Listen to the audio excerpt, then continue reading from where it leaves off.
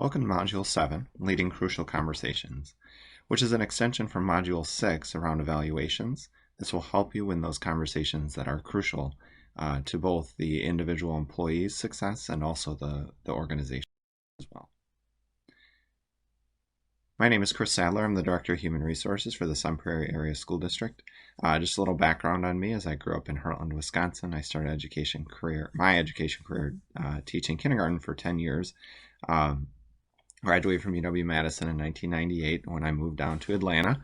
Worked for 6 years in a kindergarten teaching role in a large school district, one of the largest in the country, the Gwinnett County Public School System outside of Atlanta.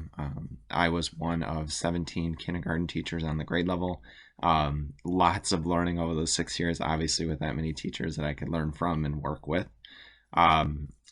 After teaching in Atlanta, I moved back up to Wisconsin, to central Wisconsin in the Wisconsin Rapids area.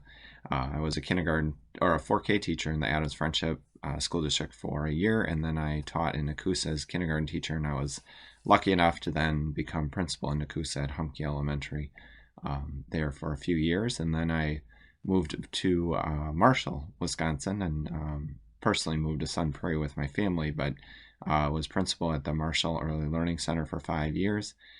After that, I was lucky enough to become principal of C.H. Bird in Sun Prairie in the community I live in. And then in 2018, I began my career here as a Director of Human Resources for the last 2 years in the growing district of Sun Prairie.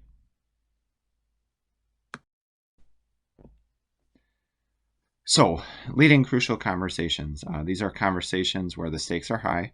The opinions may vary, especially between supervisor and employee, and the emotions run strong because of both, with the stakes being high and the opinions varying. These crucial conversations can be handled in many different ways. As stated on the slide, is we can avoid them, and I'm going to come back to that one with the quote in parentheses. We can face them and handle them poorly. We can begin by stating the positives, or we can face them and handle them well. Now, those are very general ways of looking at how you handle it, but those are basically what kind of happens within crucial conversations where stakes are high, opinions vary, and emotions run strong. So back to the first point, we can avoid them. What is allowed is encouraged is an important point. If we avoid crucial conversations over and over and over again, what ends up happening is other employees that aren't part of crucial conversations kind of see as that certain things are allowed, even though that's not a leader's intention to say that somebody performing poorly is the standard or is allowed, but that's kind of what happens when we avoid it, and that's what ends up hurting the culture of a school or district when things are allowed and aren't handled at the crucial conversation level.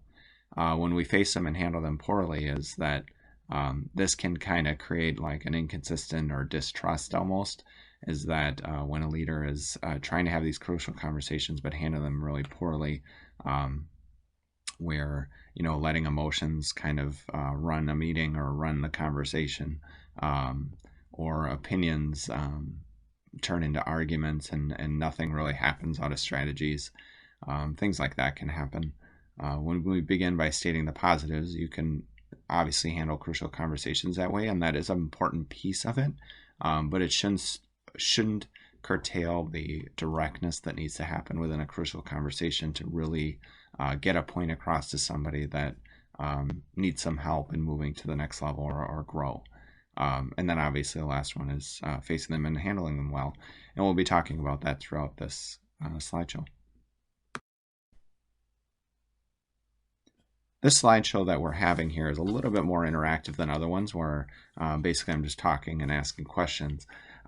This one, what I would like you to do is there is a conversation video in this slideshow. You can either get it in resources or you can get it through opening up the hard copy of this slideshow and just clicking on the link that's in this slide.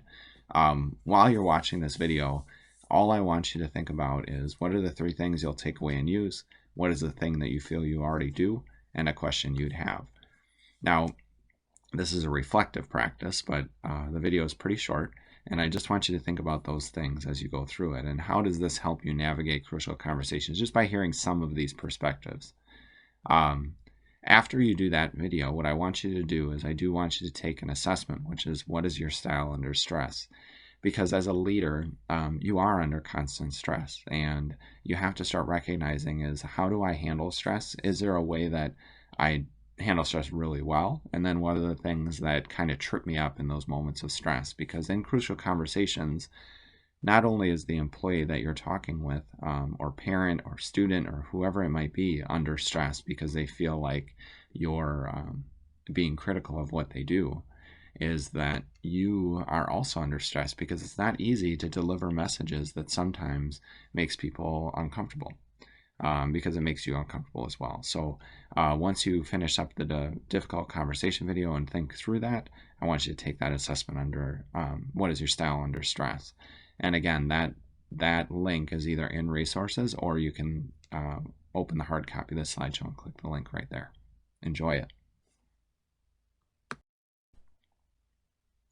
So after you've taken the assessment and kind of understood some of the things that it pointed out to you, what is your style under stress? Because understanding your style under stress will help you step back, look things objectively, and really look at things from a clearer perspective, and try to remove your emotions and your uncomfortableness with working with stress, and step back from that and recognize, like, what is it that I'm trying to get out of this conversation? So things to remember, and you've probably heard this before, is that typically whatever is happening is probably not as bad as it seems. Outside of the conversation between you and an employee or a small group of employees, or even the faculty you work with, it's not as bad as it probably seems. And you just have to remind yourself of that. Stressful situations, to me, can be huge opportunities to build culture and climate in your school district. No school or district goes through any type of work without stress. Stress actually helps your system grow, because if you're having some stressful conversations or situations, that means you're pushing forward, that you're not comfortable and you're not being lackadaisical and just saying, I'm good with where we're at. It's going to push people, and that's a good thing. Stressful situations can also make a timeline seem shorter than it really is, because you can get into like a goal setting or some type of structure that you're trying to put in place, and people are asking questions like, what's the timeline? Why can't we get it before then? Don't fall under that pressure, because stressful situations you'll want to make a decision faster to appease people that might be putting pressure on the situation. And finally, pausing is a great way to collect your thoughts and allows others to see that you are trying to see all perspectives. As a leader, obviously, you're trying to take as many perspectives into play as possible to make the best decision possible for everyone. However, there are times where you need to step back and recognize, okay, here's this perspective, but if I take that person's perspective too much into account, it's going to stall the process, or it's going to lead us in the wrong direction. And as a leader, that's your job, is to discern what those perspectives are, try to work those in as much as possible. And there are sometimes perspectives are not recognized within a decision because you feel they take it in the wrong direction, and that's okay.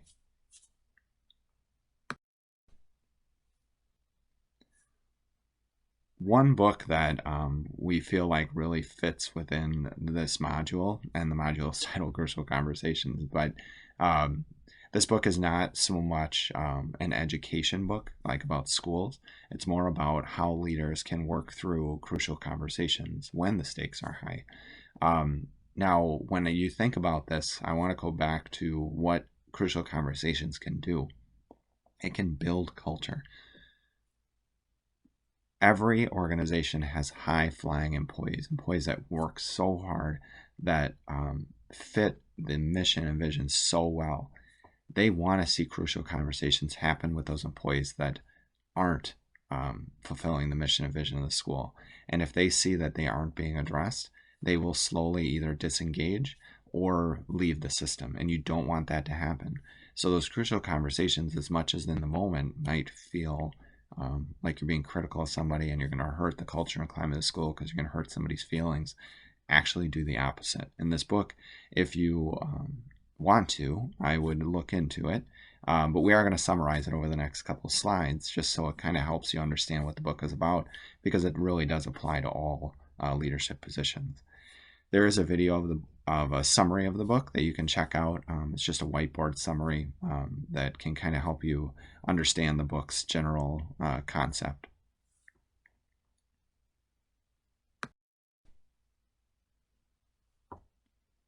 So, leading crucial conversations. This list here is kind of like the top pieces or purposes of crucial conversations. And I did pull a lot of this information, or we pulled a lot of this information from an article that I feel like sums up the reasons behind crucial conversations and the strategies to think about as a leader. So you can check out the article itself for a little bit more the gist of each point, but I'm going to go through it point by point a little bit now. So the first thing you always want to think about is how do you create safety around a crucial conversation? You're going to want to, there is fear involved with this, both on the employee part because they feel like they're being singled out, or school's part because the group feels singled out. And you also have fear because it's hard to bring critical news to people, or difficult news to people that you know is going to have an emotional response. So anything you can do, think about how do you create safety around this to show people that you do care, and how do you show that to them as you're also providing information that might be, again, highly emotional, or have some stakes that are pretty high attached to it. If you remember last week when we were talking about valuation, we were talking about CEIQ. The E part is evidence. Let the facts lead. When we really are planning out a crucial conversation, think about the facts you're trying to get across. Not opinions and not emotions, but what did you see? What are you seeing? What evidence do you have based on those observations? Bring those to it because those are very practical and very logistical points that are hard, you can't really argue. It might still bring emotions high in the employee, but as far as the leader, you're coming in with very direct evidence to help understand the situation and show the person is that's why you're having the conversation, because of that evidence or facts. The next part is what can you control? And this is both important to communicate to the employee and as a leader. What are the things you can control? If, let's say, you're talking with an employee that's saying, well, I work in the business office and the vendor isn't getting back to me. Okay, well, you can't always control that, but what are you going to do to engage that vendor to answer your questions or problem solve through a problem that you're having with a program or structure? With a teacher, it's the same thing. You know, the classic one for me was always, well, the parent did this or the parents that. You can't control the parents, so what are you going to do to engage the parents? And if they're not engaging fully, how are you going to work around that to help the student meet their potential? Look at things that you can control and become a partner with that, because you can really look at a staff member and say, okay, what can I do to support you in things that we can control together? Fourth point is finding mutual purpose within a crucial conversation. What is the common goal? What are you both trying to get to? Again, a teacher and a principal, or a principal and a superintendent, you're all trying to fulfill the mission and goals of your school district and school. So point that out right away. We're here sitting down because you and I both are on a team that is trying to get to this goal. I want to talk to you today about how I can help you and you can help me get to that goal. And here are some things that I'm seeing that are not allowing that to happen. And then go into your evidence. Curiosity is key. Ask questions. This is where, as a leader, you want to be careful with not assuming responsibility for the changes you're looking in this crucial conversation to have. Because what happens is if you ask the questions too much of, how can I support you in doing this? What's going to happen is that employee in fear might be putting things on you that they feel like you can control and they can't. So those questions you ask have to be curiosity questions. What have you tried? What's been successful? What hasn't been successful? Have the things that have been successful. Is there other ways you can use what you've learned in that to make the areas that haven't been successful be successful now? So those questions are important because what you're trying to do is get the employee or the group of employees to really think through whatever the issue is so they can be the main problem solver, and you're just there to facilitate it. Watch your words, matching actions with words.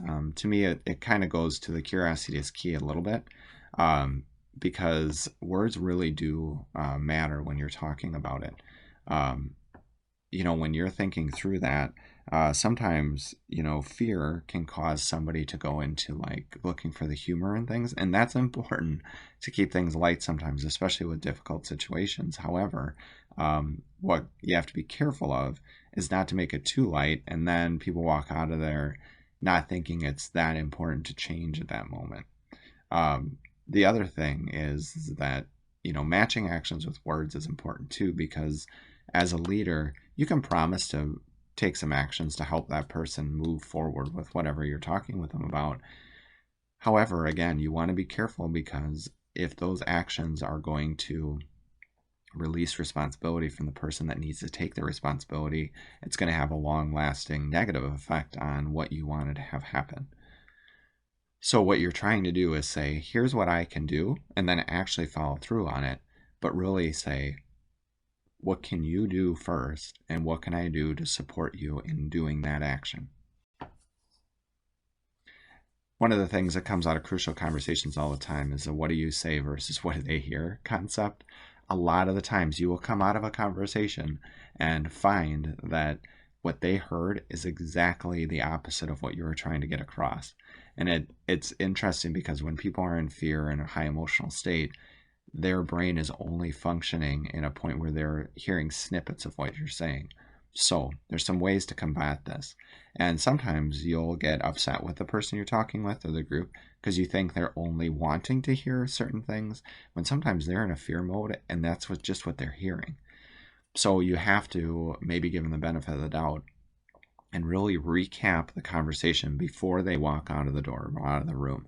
And then, if possible, I would recap it in an email or writing again, because it could help them understand and reflect on what was said, because then you won't walk out of there with, well, this is what I heard, with the leader saying, well, this is what I said, and having a mismatch from that time on.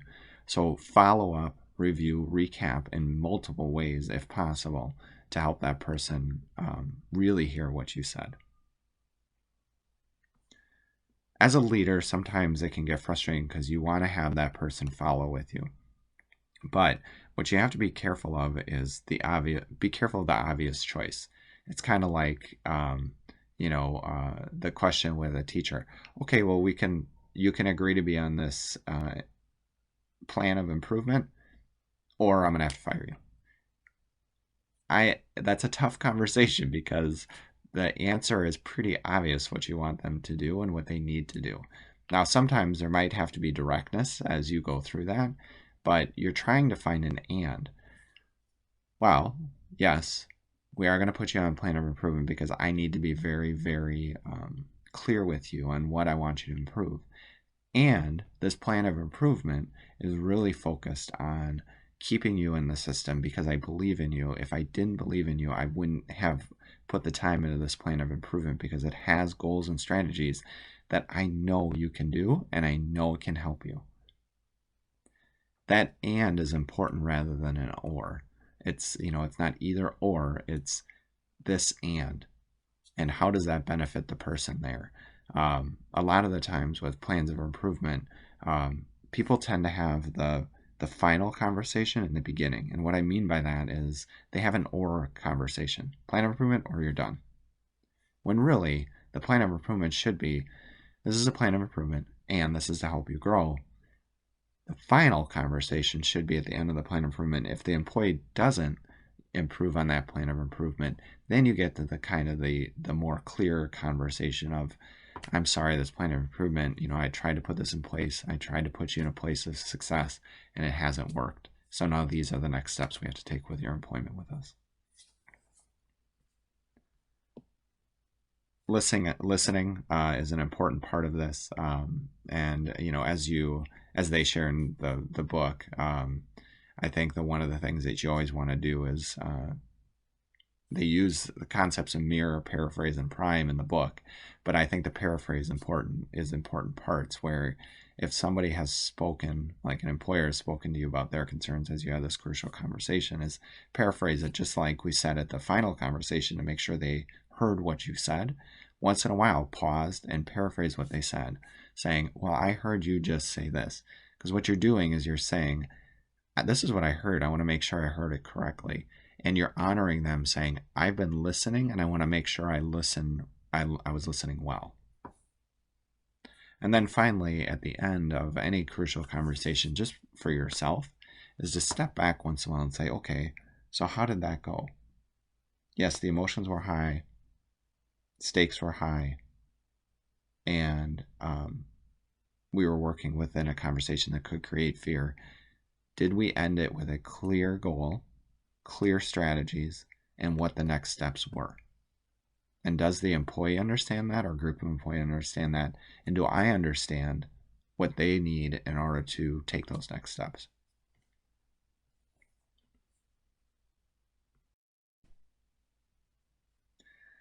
So as you're leading crucial conversations, there's things that can trip you up and pull you right into a high emotional state. So watch for these following stories. These don't encompass all of them, but there are some. I think as you're thinking through this is there are questions that are coming up all the time. What are the variables that you and the employee can control, and what strategies can you use to reach your goal? Always turn back to those, because what's going to happen is these stories, which I'll go through, will pull you away from the idea of what can you control and what are you actually trying to get to. Because these stories will kind of pull you off and veer you off the path, and you could be talking about this the entire discussion and never get back to the idea of what is the actual goal of this conversation. And nothing really happens. So the first one is, it's not my fault. Well, yes, because what that is it's releasing responsibility onto somebody else. And we talked about that before. It's like blaming a vendor if you're working with them because they're not coming back to you in a timely manner, or you are working with another department that needs to help provide some type of support for a goal you're setting, and they're not getting back to you, and you blame them. Now, all that could be true. There's people that aren't getting back to you and they're not doing their job in it.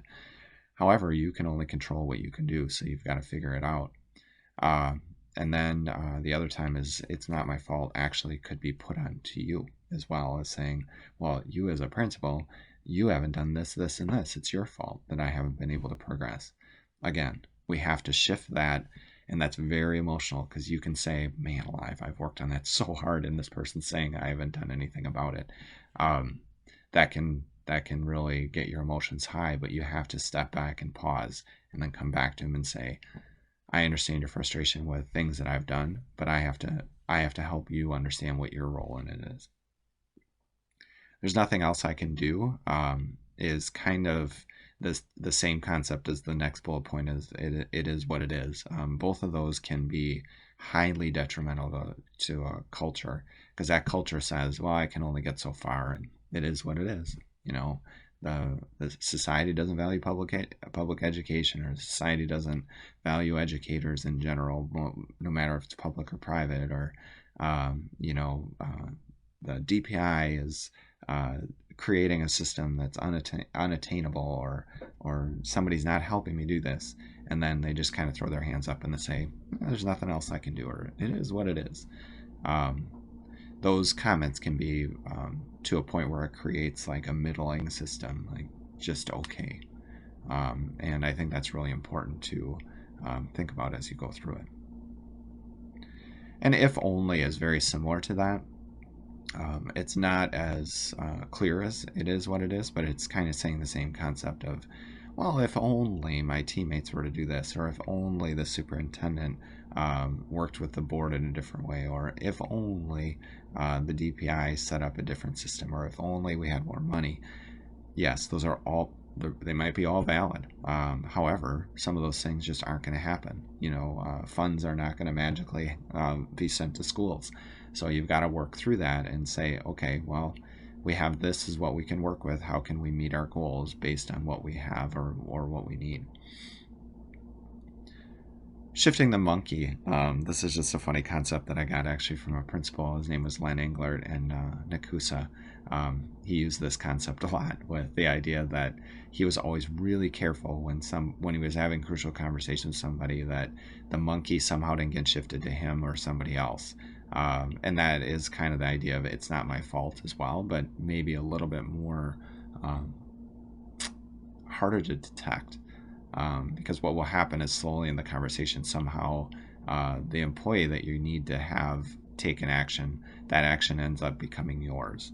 So just be careful of that idea of them slowly shifting the responsibility to you to help them more than you really should, because it creates more of a sense of dependency or like a release of the responsibility. And then finally, I think the one that probably is the most difficult to always address is the idea of this too shall pass.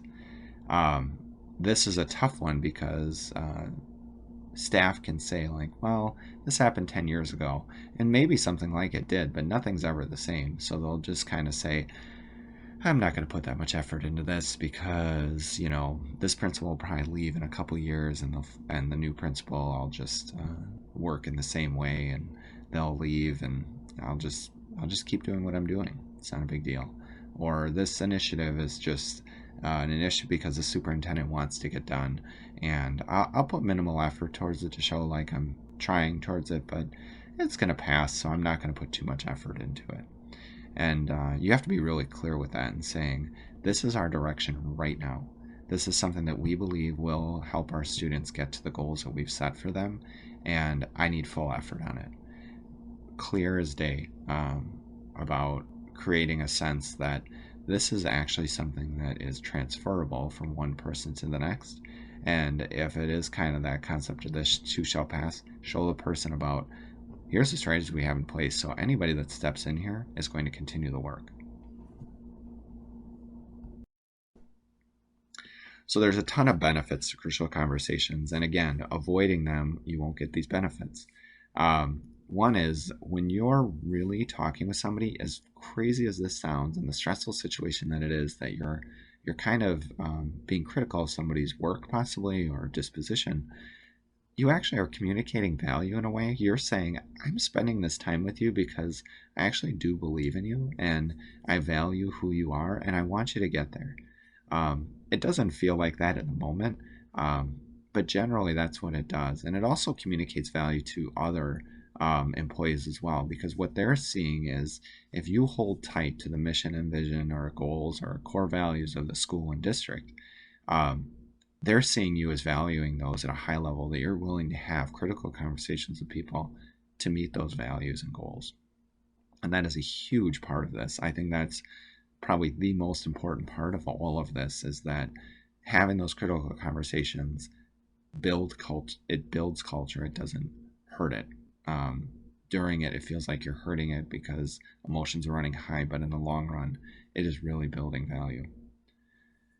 It also builds leadership skills, not just in you, but others. Because what happens is if other employees see that you're holding tight to those goals and values, they actually do the same within their PLCs or their small groups. And they think, you know what, this principal or this superintendent or my special education director, they hold tight to the concept of all students must learn, or all students meet these goals.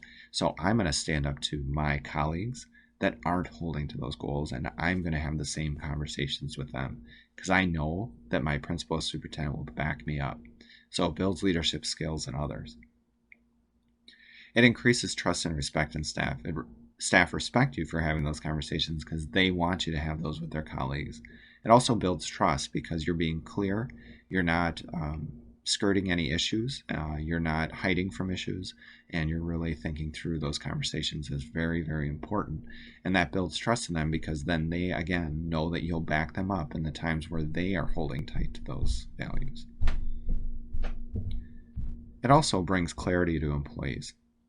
Employees are always looking for clear vision and mission to what you're doing. And I think it's important for them to see you being very clear with their colleagues or their leaders about what's important to the system. Because then for them, it's clear for them as well. And then finally, it really does provide growth opportunities in coaching. You as a leader are always coaching, no matter if you're talking directly to somebody or people are just observing you. But when you're thinking through this, again, when you're communicating value through a critical conversation, it's because you're saying to the person, here's what I need you to do. Here's some things that you need to grow in, and it's showing value in them in the long term in the organization. So I just want you to practice on your own a little bit. These are some strategies, and think about 2 or 3 ways you would enter and engage into this conversation uh, through your administrative assistant or an employee, and you can choose your type of employee on these concepts. And just think through this and engage in a conversation on paper and say, basically, what are some ways that you would start into this conversation? What are some questions you'd ask of this person to help them think about what it is you need to get them to do? And I'm sure these probably are, for some of you, are very real because you've been in them. Or you can think of other conversations that right now you would love to have with someone and how you'd enter into them. Thanks for listening to this module. I hope you learned a lot about crucial conversations. There is so much more to learn about these because really it is an internal learning about how to be a leader within really tough situations. And you will be faced with them all the time. And sometimes you'll have to have those conversations that build culture, but also bring clarity to an individual or a group of people within your school district or school.